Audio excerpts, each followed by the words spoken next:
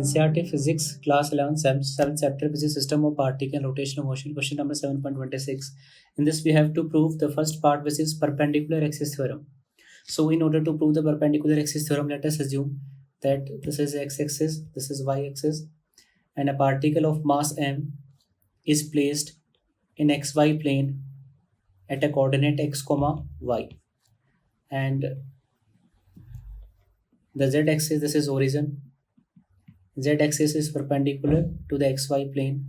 So in order to find the value of moment of inertia about x-axis, we can say moment of inertia about x-axis is equal to m into d square, where d is the perpendicular distance of this mass from x-axis, and if the perpendicular distance of mass from x-axis is y, so moment of inertia about x is my square. Similarly, we can say moment of inertia about y-axis, that is equal to m into perpendicular distance from y-axis, and the perpendicular distance of this mass from y-axis is x. So this is equal to mx square. Now moment of inertia about z-axis. So this total distance can be found as root of x square plus y square. So moment of inertia about z-axis is m into d square, and the square of this is equal to x square plus y square. So we can say that Iz is equal to m into x square plus m into y square. As we know that the value of my square is equal to I into x, and the value of mx square is equal to I into y. So we can say that moment of inertia about z-axis is equal to ix plus iy. So this is the proof of perpendicular axis theorem, that moment of inertia about an axis which is perpendicular to x and y is given as ix plus iy. Now second part, we have to prove that parallel axis theorem. So in order to prove the parallel axis theorem, let us assume that an object is in 3D. An object is given, and for this object this is the center of mass, and an axis is passing through its center. Let's say this is IC. IC is the axis which is passing through center of mass, and another axis which is parallel to the moment for IC, and the value of is I. So its name is parallel axis theorem. It is valid for the bodies. It is valid for the axes which are parallel to each other. So let's say the separation between these two axes is D.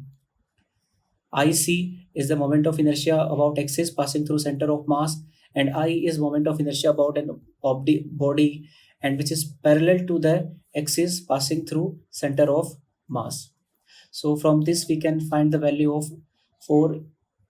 In order to find the value of moment of inertia about IC, so this composite body is made of different masses, let's say m1, m2, m3, and at a distance of r1, r2, r3 from center of mass.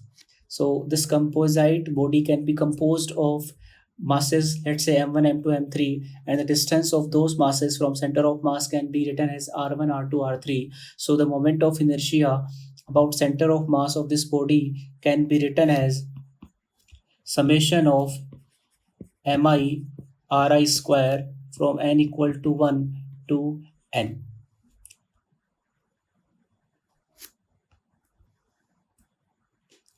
From I equal to 1 to I equal to n. So this is moment of inertia about center of mass, x is passing through center of mass, and this can be written as mi ri square, and the value of I range from I equal to 1 to I equal to n. Now for the another axis, that is I, moment of inertia through I can be written as sigma mi into r square, and the perpendicular distance of the masses from this axis can be written as a plus r1 whole square, and the limit of r is from I equal to, limit of I is from I equal to 1 to I equal to n. On solving this, the value of I can be written as sigma mi into a square plus r1 square plus 2 times a ri. So on multiplying this, the value of I can be written as sigma mi A square plus sigma mi ri square plus sigma 2 is taken common, sig 2a is taken common, and sigma mi into ri. As we can see that the value of sigma mi ri is equal to 0, the value of sigma mi ri can be taken as 0. So we can say that the value of I comes out to be sigma mi a square, and this value of sigma mi a square can be, so from this sigma mi can be written as total mass of total body. So a square is taken out, and sigma mi is mass of total body, that is m, plus sigma mi ri square, and the value of sigma mi ri square is equal to ic. So from this we can say that I is equal to ic plus m into d square.